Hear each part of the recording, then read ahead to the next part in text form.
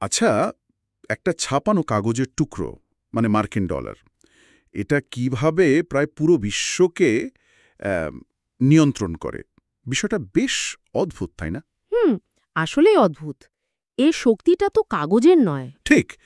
আমাদের হাতে বেশ কিছু সূত্র আছে, ইউটিউব ভিডিও, কিছু পত্রিকার রিপোর্ট, নিরপেক্ষ রোয়ার মিডিয়ার বিশ্লেষণ। আজ আমরা এই ডলারের যাত্রাপথটা একটু বোঝার চেষ্টা করব। হ্যাঁ, মানে কিভাবে এর শুরু হলো, এতটা শক্তিশালী বা হলো কিভাবে? আর এখনকার চ্যালেঞ্জগুলোই বাকি, বিশেষ করে আমাদের দেশের মতো অর্থনীতির ওপর এর প্রভাবটা কেমন পড়ছে সেটাও দেখা দরকার। আসুন ব্যাপারটা তো তলিয়ে দেখি। একদম। এই যে কাগজের মুদ্রা, এর শক্তিটা কিন্তু আসলে এর ভেতরের কোনো ধাতব মূল্যের উপর নির্ভর করে না। করে না তো?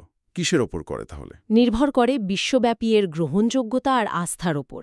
এই আস্থার ভিত্তিটা কোথায়, আর ডলারের এই বিশ্ব শাসনের পেছনের কারণগুলোই আমরা আজ বিশ্লেষণ করব। আচ্ছা, যদি একদম শুরুতে যাই, তখন তো জিনিসপত্রের বিনিময় হতো, মানে বার্টার।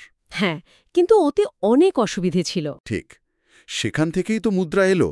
প্রথমে এলো সোনা, রূপা, এমনকি কড়ি বা লবণও ব্যবহার হতো কোথাও কোথাও। কারণ এগুলোর একটা সহজাত চাহিদা ছিল, বা এগুলো দুষ্প্রাপ্য ছিল, সহজে নষ্ট হতো না। পরে এলো ধাতব মুদ্রা, যেখানে ধাতুর নিজেরই একটা দাম ছিল। হ্যাঁ, কিন্তু সমস্যা হল শাসকরা ধীরে ধীরে এতে খাদ মেশানো শুরু করলেন। আবার বহন করাও তো কঠিন, তাই না? ঠিক। সেখান থেকেই কি কাগজের মুদ্রার শুরু, মানে সার্টিফিকেট বা আইওইউ টাইপের কিছু। অনেকটা তাই। দেখা গেল কোষাগারে সোনা বা রূপা জমা থাকছে, আর বাজারে ঘুরছে সেই কাগজটা, যার ওপর লেখা মূল্যের প্রতি সবার বিশ্বাস আছে, কারণ সরকার বা শাসক সেটা বলছে। ওহ আচ্ছা, এই যে বললেন সরকারের কথায় বিশ্বাস, এটাই কি ফিয়াট কারেন্সি? একদম। সরকারের আদেশ বা ডিক্রির মাধ্যমে কোনো জিনিসের অন্তর্নিহিত মূল্য ছাড়াই যে মুদ্রা চালু থাকে তাকেই বলে ফিয়াট কারেন্সি। ল্যাটিন শব্দ ফিয়াট মানে এটি সম্পাদিত হোক। কিন্তু মার্কিন ডলার কি শুরু থেকেই এমন ছিল? না না, ডলার শুরুতে এমন ছিল না। ১৭৯২ সালের কয়েনেজ অ্যাক্ট অনুযায়ী এর ভিত্তি ছিল সোনা আর রূপা। স্প্যানিশ ডলার বা পেসো এর মডেল ছিল। ওই যে ডলারের চিহ্ন ডলারের, ওটা সম্ভবত ওখান থেকেই এসেছে। ইন্টারেস্টিং। তাহলে এই সোনার উপর ডলার বিশ্বমুদ্রা হয়ে উঠল কিভাবে? একসময় তো আমরা জানি ব্রিটিশ পাউন্ড স্টার্লিংয়ের অনেক দাপট ছিল। ঠিক, কিন্তু বিশ্বযুদ্ধগুলো, মানে প্রথম আর দ্বিতীয় বিশ্বযুদ্ধ, পুরো পরিস্থিতিটাই বদলে দেয়। কিভাবে? প্রথম বিশ্বযুদ্ধের সময় ইউরোপের দেশগুলো যুদ্ধের খরচ মেটাতে গিয়ে প্রচুর নোট ছাপাল। তাদের মুদ্রার মান কমে গেল। কিন্তু আমেরিকা তখনও যুদ্ধের সরাসরি জড়ায়নি, বরং তারা অস্ত্র আর রসদ বিক্রি করে প্রচুর আয় করল। আর দ্বিতীয় বিশ্বযুদ্ধের পর? দ্বিতীয় বিশ্বযুদ্ধের পর দেখা গেল আমেরিকা বিশ্বের সবচেয়ে শক্তিশালী অর্থনীতি, আর তাদের হাতে জমা হয়েছে বিশ্বের মোট সোনার প্রায় ৭০%। ভাবা যায়? ৭০%? ও, এটাই তাহলে সুযোগ করে দিল। হ্যাঁ, এই প্রেক্ষাপটে ১৯৪৪ সালে নিউ হ্যাম্পশায়ারের ব্রেটন উডস নামে একটা জায়গায় একটা চুক্তি হল। ব্রিটেন উডস চুক্তি। আচ্ছা। সেখানে সিদ্ধান্ত হল ডলারই হবে প্রধান আন্তর্জাতিক মুদ্রা, আর এর মান সোনার সাথে বাঁধা থাকবে। প্রতি আউন্স সোনা $৩৫। আর অন্য দেশের মুদ্রা? অন্য দেশগুলো তাদের মুদ্রার মান ডলারের সাথে যুক্ত করল। এভাবেই ডলার বিশ্ব রিজার্ভ মুদ্রার আসনে বসে গেল, মানে আন্তর্জাতিক বাণিজ্যের প্রধান মাধ্যম হয়ে উঠল। কিন্তু এই ব্যবস্থা তো টেকেনি, তাই না? মানে ডলারের সাথে সোনার সম্পর্কটা। না, টেকেনি।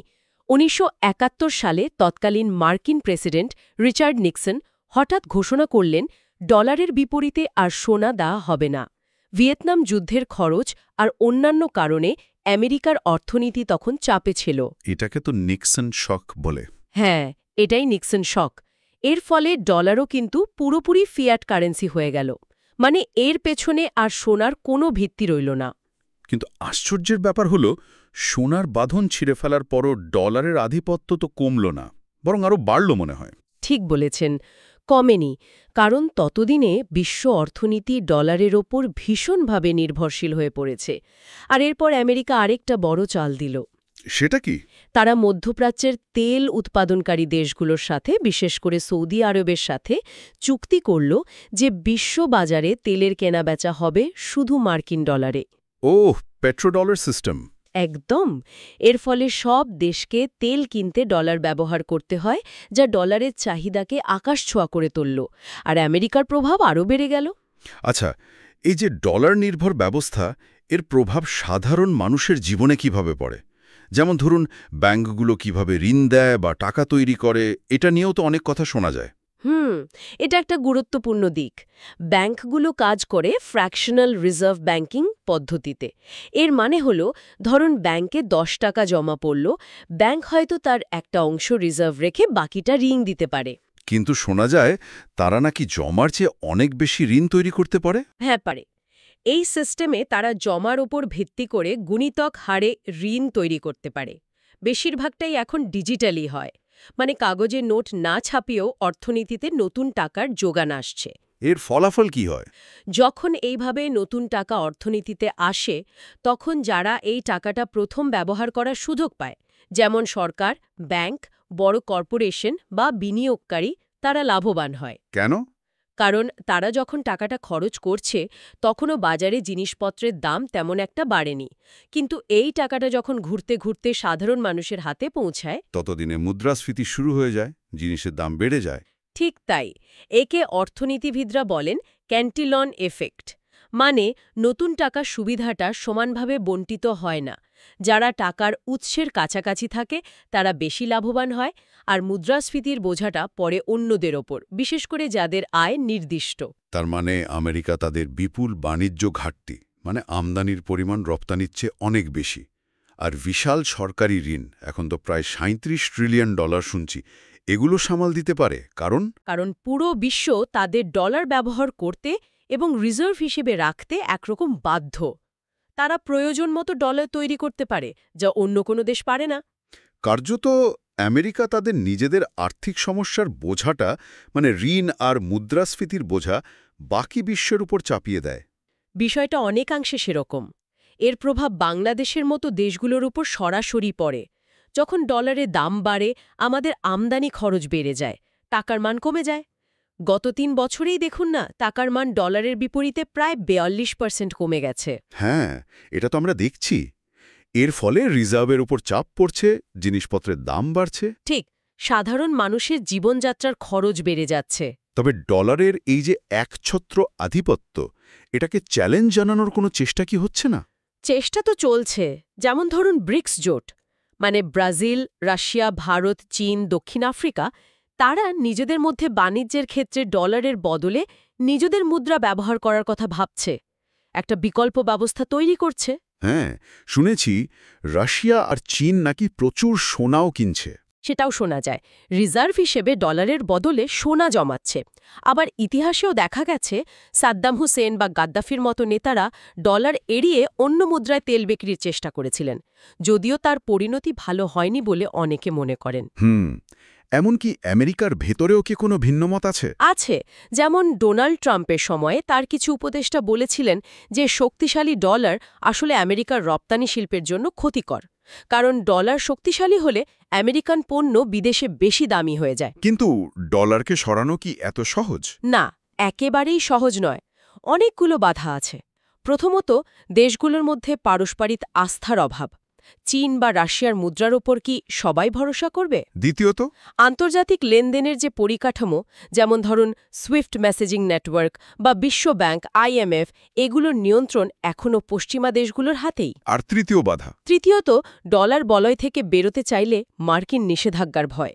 ইরান বা রাশিয়ার দিকে তাকালে বোঝা যায় সেটা কতটা বাস্তব। তাহলে কি ডিজিটাল মুদ্রা বা ক্রিপ্টোকারেন্সি কোনো পথ দেখাতে পারে? ক্রিপ্টোকারেন্সি একটা সম্ভাবনা তৈরি করেছিল বটে, কিন্তু এর মারাত্মক অস্থিরতা, নিয়ন্ত্রণহীনতা আর আইনি জটিলতা এখনও বড় সমস্যা। তবে আর একটা জিনিস ঘটছে। কি সেটা? আমেরিকা এবং অন্যান্য অনেক দেশ এখন নিজেরাই সেন্ট্রাল ব্যাংক ডিজিটাল কারেন্সি বা CBDC তৈরির কথা ভাবছে। মানে কেন্দ্রীয় ব্যাংক নিজেই ডিজিটাল মুদ্রা চালু করবে। এর মাধ্যমে হয়তো তারা নিয়ন্ত্রণটা ধরে রাখতে চাইবে। তাহলে ব্যাপারটা দাঁড়াচ্ছে, ডলারের ক্ষমতা শুধু কাগজের ওপর ছাপানো সংখ্যা নয়, এর পেছনে আছে জটিল ইতিহাস, ভূরাজনৈতিক কৌশল আর বিশ্বজুড়ে এক ধরনের বিশ্বাস বা বলা ভালো বাধ্যবাধকতা। হ্যাঁ, অনেকটা তাই। কিন্তু এই ব্যবস্থাও যে চিরস্থায়ী নয়, চ্যালেঞ্জে আসছে বিভিন্ন দিক থেকে সেটাও স্পষ্ট। ইতিহাস তো বলে কোনো কাগজের মুদ্রাই চিরকাল টেকেনি। ফিয়াট কারেন্সি শেষ পরিণতি নাকি সবসময় খারাপ হয়েছে? সেটাই। যদি ডলারের এই একাধিপত্য সত্যি কোনোদিন শেষ হয়, তবে হয়তো একটা নতুন ভিন্ন ধরনের বিশ্ব আর্থিক ব্যবস্থা গড়ে উঠবে। সেটা হয়তো আরও কিছুটা ন্যায়সঙ্গত হবে। কিন্তু সেই পরিবর্তনের পথে ডলারের প্রভাব কমা বা অন্য কোনো ব্যবস্থা আসার প্রক্রিয়ায় বাংলাদেশের মতো উন্নয়নশীল অর্থনীতির জন্য কি অপেক্ষা করছে? নতুন সম্ভাবনা নাকি আরও বড় চ্যালেঞ্জ? সেটাই এখন সবচেয়ে বড় প্রশ্ন। এই পরিবর্তনের প্রভাব আমাদের উপর কেমন পড়বে, কিভাবে আমরা এর সাথে মানিয়ে নেব বা সুযোগগুলো কাজে লাগাবো, এটা গভীরভাবে ভেবে দেখার বিষয়, ভবিষ্যতের জন্য প্রস্তুতি নেওয়ার বিষয়।